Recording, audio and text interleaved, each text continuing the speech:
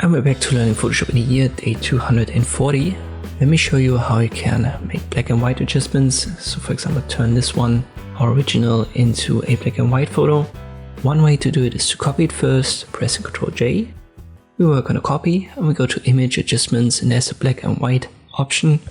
When you use it, it's going to be applied to the image that's active in the layers menu. So in our case, the copy. And that's why I copied it beforehand. We now have the original just in case we need it or we screw something up. There are a couple of presets installed. They are color name coded. So best way to check them out is to simply use them, and you can see in real time, as long as preview is checked here, how this affects your image. When I uncheck the preview, you can see that we have a little bit of red in our image, especially around the eyes. So this is brownish red color.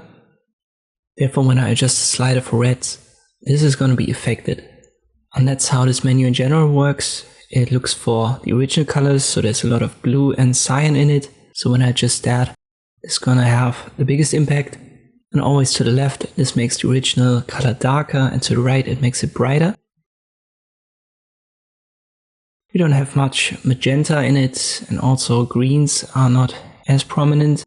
So these are minor adjustments.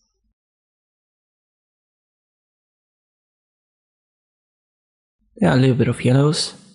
And if you don't know where to start at all, just use the auto adjustment. This usually gives you a good place to start. Then go over the presets. And if you want to make specific adjustments, as I've said, just look for the original colors in your image and then use the specific slider for it.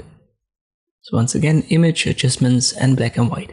Hope this video was helpful. Thank you for watching, and I'll see you next time.